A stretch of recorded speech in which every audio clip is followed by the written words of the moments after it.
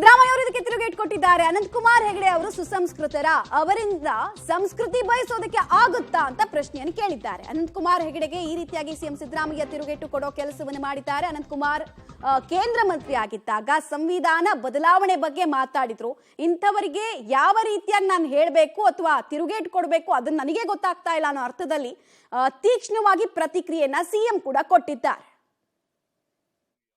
ಬಳಸಬೇಕು. ಅನಂತಕುಮಾರ್ ಹೆಗ್ಡೆ ಇದಾರಲ್ಲ, ನಾವು ಅಧಿಕಾರಕ್ಕೆ ಬಂದಿರೋದೇ ಸಂವಿಧಾನ ಬದಲಾವಣೆ ಮಾಡಕ್ಕೆ ಅಂತ ಹೇಳಿದವರು. ಮಂತ್ರಿ ಆಗಿದ್ದಾಗ, ಕೇಂದ್ರದ ಮಂತ್ರಿ ಆಗಿದ್ದಾಗ ಇನ್ನು ಅವರಿಂದ ಸಂಸ್ಕೃತಿ ನಾವು ಬಯಸಕ್ಕಾಗತ್ತಾ? ಸುಸಂಸ್ಕೃತರು ಅಂತ ಹೇಳಕ್ಕಾಗತ್ತ? ಅವ್ರನ್ನ ಅವ್ರ ಭಾಷೆ ಬಳಕೆ ಇಂಥವೇ ಮಾತಾಡೋದು. ಅವರು ರಾಜ್ಯದ ಮುಖ್ಯ ಜ್ಞಾನ ಇಲ್ಲ. ರಾಜ್ಯದ ಮುಖ್ಯಮಂತ್ರಿಗಳಿಗೆ ಗೌರವ ಕೊಡೋರು ಇದ್ದಾರೆ, ಗೌರವ ಕೊಡದೇ ಇರೋರು ಇದ್ದಾರೆ. ರಾಜಕೀಯವಾಗಿ ಮಾತಾಡೋರ್ನ ಗೌರವ ಕೊಡಿ ಅಂತ ಕೇಳಕ್ಕಾಗತ್ತಾ?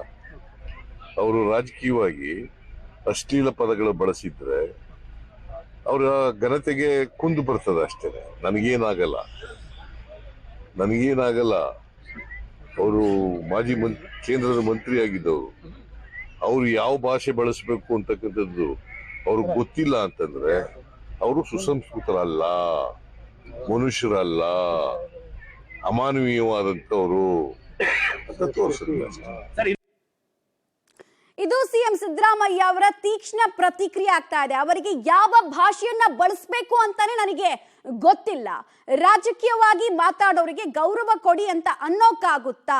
ಅವರು ಸಂವಿಧಾನವನ್ನೇ ಬದಲಾಯಿಸ್ತೀವಿ ಅನ್ನೋ ಚಿಂತನೆಯನ್ನ ಇಟ್ಕೊಂಡವರು, ಅದು ಅಪಾಯಕಾರಿ ಚಿಂತನೆ. ಅಂತವ್ರ ಬಗ್ಗೆ ನಾನು ಏನ್ ಹೇಳಲಿ ಅಂತ ಹೇಳ್ತಾನೆ ತಿರುಗೇಟು ಕೊಡೋ ಕೆಲಸವನ್ನ ಸಿಎಂ ಸಿದ್ದರಾಮಯ್ಯ ಅವರು ಮಾಡಿದ್ದಾರೆ. ಒಂದು ಕಡೆಗೆ ಅನಂತಕುಮಾರ್ ಹೆಗಡೆ ಉತ್ತರ ಕನ್ನಡಕ್ಕೆ ಮತ್ತೆ ನಾನೇ ಅಂತ ಬಿಂಬಿಸಿಕೊಳ್ಳೋ ಪ್ರಯತ್ನದಲ್ಲಿ ಹಲವು ಸಭೆಗಳಲ್ಲಿ ಪಾಲ್ಗೊಳ್ಳೋದ್ರ ಜೊತೆಗೆ ಅವರ ಕಾಂಟ್ರವರ್ಷಿಯಲ್ ಸ್ಟೇಟ್ಮೆಂಟ್ಗಳನ್ನ ಕೂಡ ಆಡ್ತಾ ಇದ್ದಾರೆ. ಆ ಮೂಲಕ ನಾನು ಆಕ್ಟಿವ್ ಆಗಿದ್ದೀನಿ ಅನ್ನೋದನ್ನ ತೋರಿಸ್ತಾ ಇದ್ದಾರೆ.